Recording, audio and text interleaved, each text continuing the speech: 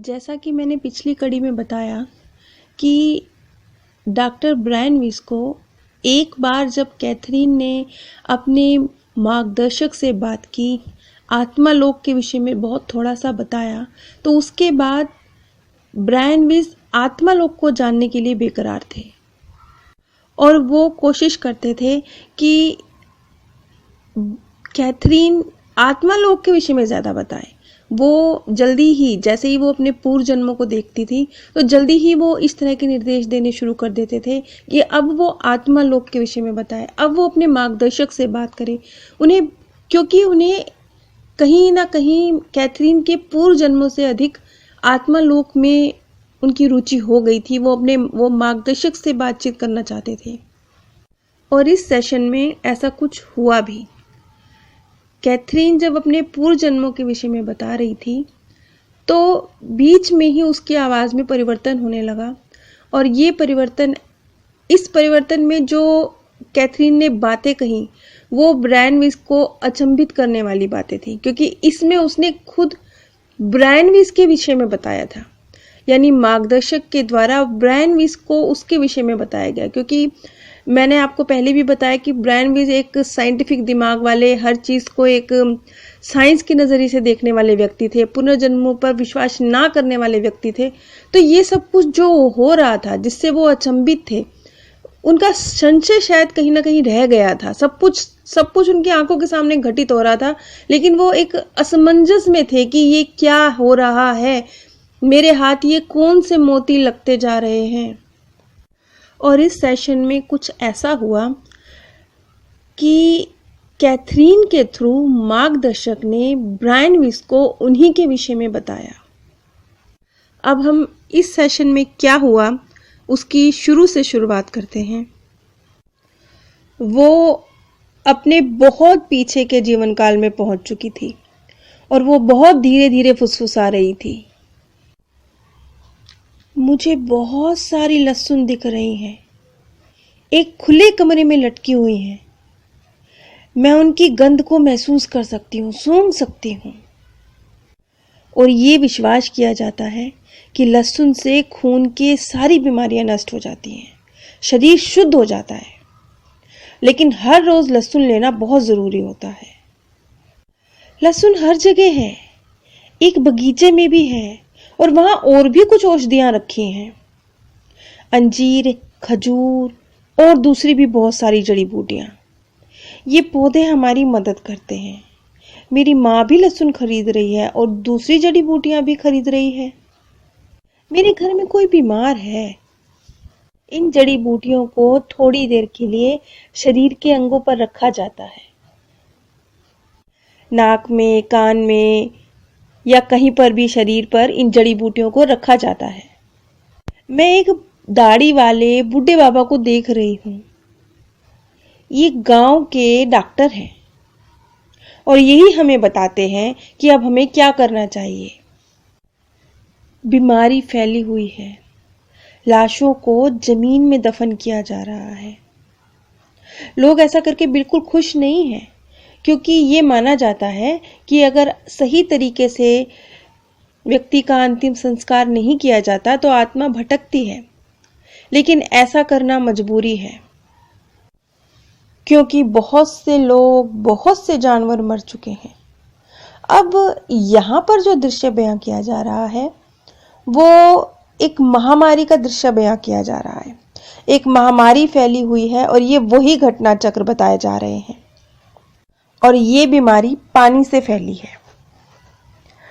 आगे कैथरीन बताती है कि मुझे भी पानी की वजह से कोई बीमारी हुई है। हमारे शरीर से बहुत सारा पानी निकल जाता है और मेरे शरीर से भी पानी निकल रहा है और इसे पूरा करने के लिए मैं पानी पी रही हूँ, लेकिन पानी पीना ही हमें मार रहा है। मैं अपनी माँ और भाइयों को देख रही हूँ। मेरे पिता तो पहले ही गुजर चुके हैं और मेरा भाई भी बीमार है। यहाँ पर भी कैथरीन ने अपनी मृत्यु का जो दृश्य बयां किया वो वैसा ही था जैसा उसने अब तक कई बार बयां किया था। शरीर से बाहर जब आत्मा निकलती है तो वो अपने आप को एक तैरती हुई सी अवस्था में पाती है और फिर एक प्रकाशमयी सुरंग जिसमें वो खींची चली जाती है। एक प्रकाश जो उसे अपनी तरफ खींचता है, एक शांति की, हल्केपन की अनुभूति, और फिर इंतजार कि कोई आए और मार्गदर्शक हाथ थामे। और ये जो अंतिम संस्कार है या इसी तरह की कोई प्रक्रियाएं हैं, इससे आत्माओं को बहुत ज़्यादा कोई लेना देना नहीं होता। और ये मृत्यु के बाद की जो परिस्थिति है, इसके लिए आपको कुछ करना भी नहीं होता। ये एक खुले दरवाजे जैसा है कि बस आप यूं ही पार हो जाते हैं। उस दरवाजे को धक्का देने की भी जरूरत नहीं पड़ती। अब ध्यान दीजिएगा, क्योंकि अब जो बातचीत हो रही है वो कैथरीन नहीं, कैथरीन के थ्रू मार्गदर्शक बता रहे हैं ब्रायन विस्क को उन्हीं के विषय में। उन्होंने मुझे बताया है कि वहाँ बहुत से देवता हैं, क्योंकि हम सब में ईश्वर है, हमारे सभी के अंदर ईश्वर है। कैथरीन की आवाज़ भर्राने लगी और जो संदेश था उसका जो एक आध्यात्मिक स्वर था वो भी पहचाना हुआ था, क्योंकि पहले भी एक बार मार्गदर्शक कैथरीन के थ्रू बात कर चुके थे। तो ये 2 जीवन काल, एक मृत्यु हो चुकी है, नया जन्म हुआ नहीं है, बीच की एक स्थिति है।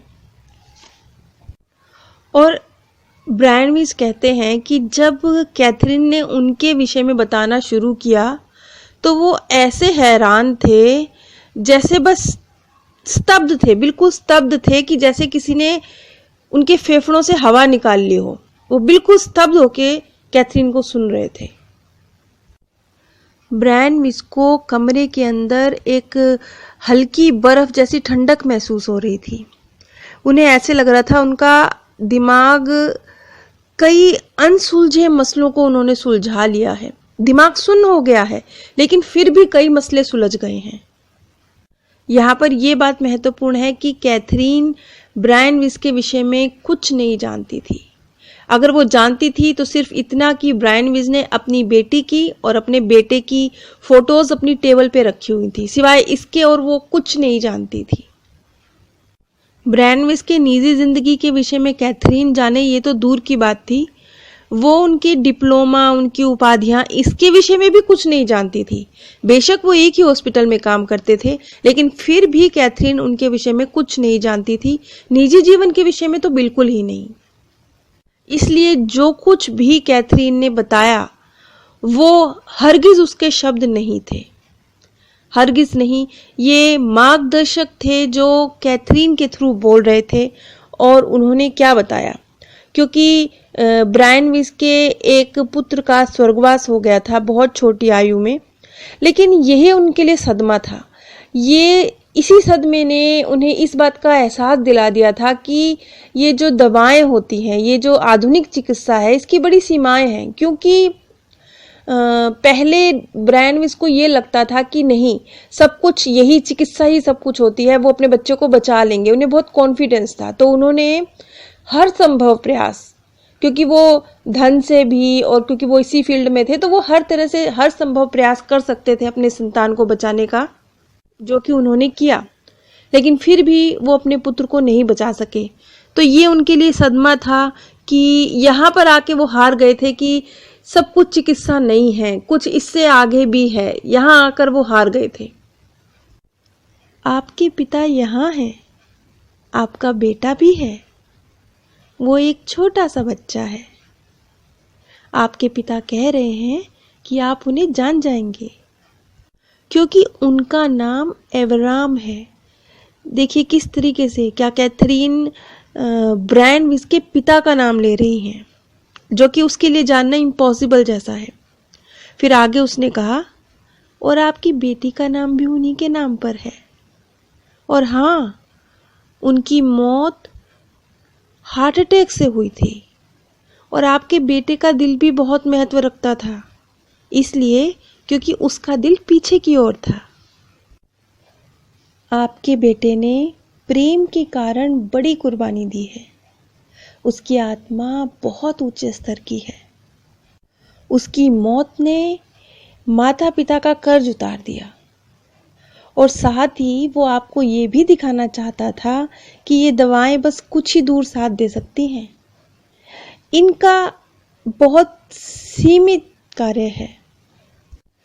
किस तरह से कैथरीन ने यहाँ तक बताया कि उनके पिता का नाम एवराम है, उनकी जो बेटी है उनका नाम भी उन्होंने अपने पिता के नाम पर रखा है, उनकी जो संतान जिसकी मृत्यु हुई उसकी मृत्यु उसका हृदय पीछे की तरफ था इस कारण से हुई, और उसके पिता की मृत्यु भी हार्ट अटैक की वजह से हुई। ये सारी बातें कैसे कैसे कैथरीन जान सकती है? और सबसे बड़ी बात अब पता चलता है कि जो ब्रैनविस की संतान जिसका स्वर्गवास हुआ वो क्यों आई थी इनके जीवन में। वो उनके जीवन में आई ही इसलिए थी कि शायद ये प्रकृति ब्रैनविस को बहुत पहले से ही इस चीज के लिए तैयार कर रही थी। इसीलिए उनका बेटा उनके जीवन में आया, उन्हें इस बात का एहसास दिला गया कि ये दवाइयों की बहुत बहुत एक सीमा है, इस सीमा से पार भी कुछ है। इस बात का एहसास उनके पुत्र ने उन्हें कराया जिसका स्वर्गवास हुआ, क्योंकि उन्होंने अपनी पूरी ताकत झोंक दी थी अपने बच्चे को ठीक करने में, फिर भी वो नहीं कर सके। तो यही बताने के लिए उनका पुत्र के रूप में वो आत्मा उनके जीवन में आई थी। तो हर चीज का एक रोल था, और मैं समझ रही हूं कि ये प्रकृति ब्रायनविस को बहुत पहले से इस चीज के लिए तैयार कर रही थी। यानी ब्रायनविस का सिलेक्शन इस ज्ञान को पाने के लिए तो कई साल पहले हो चुका था। जो प्रकृति कह लीजिए या परमात्मा कह लीजिए उनके द्वारा हुआ था। जरूर कहीं कुछ देखा इस प्रकृति ने, क्योंकि किसी भी व्यक्ति को मिलता वही है जब वो उस चीज के लायक होता है। चाहने से नहीं, आपकी काबिलियत से मिलता है। उनका जिस बेटे का स्वर्गवास हुआ उसका नाम एडम था। 1971 में उस बच्चे की मृत्यु हुई थी जब वो सिर्फ 21 दिन का था, और जन्म के 10 दिन बाद जब वो उसे हॉस्पिटल से घर लेकर आए थे तो बच्चे को सांस लेने में तकलीफ हो रही थी और उल्टियां भी हो रही थी, और उन्हें बताया गया था कि उनके बच्चे को लाखों में किसी एक बच्चे को जो बीमारी होती है, जो अपने आप में बहुत दुर्लभ बीमारी है, इस तरह की एक बीमारी उस बच्चे को है जिसकी वजह से जो हृदय तक ऑक्सीजन पहुंचाने वाली, जो खून ले जाने वाली जो शिरा होती है, जो नली होती है, वो गलत दिशा में मुड़ी हुई है, और यही वजह बनी उस बच्चे की मृत्यु की। ब्रैनविस ने उस बच्चे की ओपन हार्ट सर्जरी भी कराई, लेकिन फिर भी वो तब भी नहीं बचा पाए। अब एक्चुअल में एडम की मृत्यु से पहले क्या परिस्थितियां थी? एडम की मृत्यु से पहले, जो कि ब्रैनविस एक मनोचिकित्सक थे, तो वो अपना कैरियर क्या मनोचिकित्सा में ही उन्हें बनाना चाहिए या उन्हें मेडिसिन के लिए आगे इंटर्नशिप के लिए कार्य करना चाहिए, वो इस चीज को लेके एक असमंजस की स्थिति में थे। लेकिन उनके बच्चे की मृत्यु से जो उनके मन में एक आक्रोश, समझ लीजिए, दवाइयों के प्रति, इस आधुनिक चिकित्सा के प्रति जो एक आक्रोश था, जो एक विश्वास कुछ कम हो गया था, तो इस वजह से उन्होंने निर्णय लिया कि नहीं, अब वो अपनी मनोचिकित्सा की फील्ड में ही जुटे रहेंगे और किसी और मेडिसिन फील्ड में नहीं जाएंगे। और 1979 में कैथरीन की मुलाकात हुई थी डॉक्टर ब्रैनविस से, लेकिन उनसे मुलाकात से 9 महीने पहले ही उनके पिता का स्वर्गवास हो गया, जो कि 61 ईयर्स के थे। और जब डॉक्टर ब्रैनविस ने कैथरीन से पूछा कि कौन है जो तुम्हें ये सब बातें बता रहा है, इस पर कैथरीन का जवाब था, देवात्माओं ने मुझे बताया। उन्होंने मुझे ये भी बताया कि मैं 86 बार शरीर ले चुकी हूँ। इस वीडियो को मैं यही समाप्त करती हूँ। अगली कड़ी में फिर ढेर सारे सवाल उठते हैं कि क्या सचमुच कैथरीन के 86 बर्थ हुए थे? क्या सचमुच देवात्माएं होती हैं? क्या हमारा जीवन सचमुच इन देवात्माओं द्वारा निर्देशित होता है? क्या हमारे कदम ईश्वर को पाने की तरफ बढ़ रहे हैं? बहुत सारे सवाल। इनका जिक्र हम अगली वीडियो में करेंगे। आप सभी पर परमात्म सौंदर्य, प्रेम और आनंद सदैव बरसता रहे। आप सभी दिव्य परम धाम में